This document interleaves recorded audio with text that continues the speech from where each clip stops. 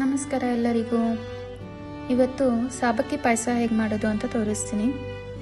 ಬಾಂಡಿಗೆ ಸ್ವಲ್ಪ ತುಪ್ಪ ಹಾಕ್ಕೊಂಡೆ, dry fruits ಹಾಕಿ ಚೆನ್ನಾಗಿ ಫ್ರೈ ಮಾಡಿ, ಡ್ರೈ ಫ್ರೂಟ್ಸ್ ಸ್ವಲ್ಪ ಕೆಂಪಗಾದ್ಮೇಲೆ ಡ್ರೈ ಫ್ರೂಟ್ಸ್ನ ಇನ್ನೊಂದು ಬೌಲಿಗೆ ತೆಗೆದು ಎಲ್ಲ ಸೈಡಿಗೆ ಇಟ್ಕೊಳ್ಳಿ.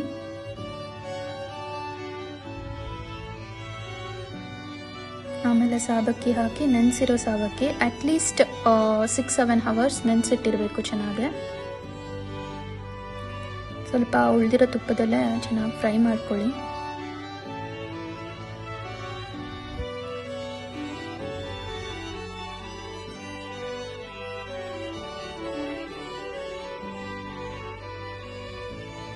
ನೀರು ಹಾಕ್ಕೊಳ್ಳಿ.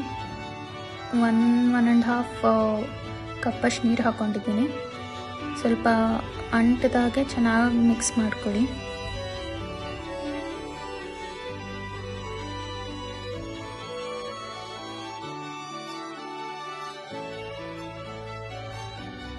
ಒಂದು ಕಪ್ಪಷ್ಟು ಹಾಲು ನಿಮಗೆ ನೋಡಿ ತಕ್ಕಂತೆ ಹಾಕ್ಕೊಳ್ಳಿ. ಹಾಲು ಕೇಸರ ಆ್ಯಡ್ ಮಾಡ್ಕೊಂಡಿದ್ದೀನಿ.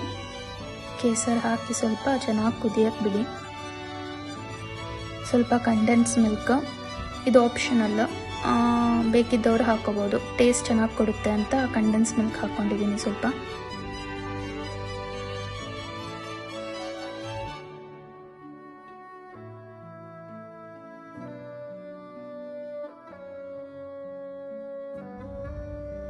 ಸಿಹಿಗೆ ತಕ್ಕಂತೆ ಡೇಟ್ಸ್ ಪೇಸ್ಟ್, ನಾನು ಡೇಟ್ಸ್ ಪೇಸ್ಟ್ ಮೊದಲೇ ಮಾಡ್ಕೊಂಡು ಇಟ್ಕೊಂಡಿರ್ತೀನಿ.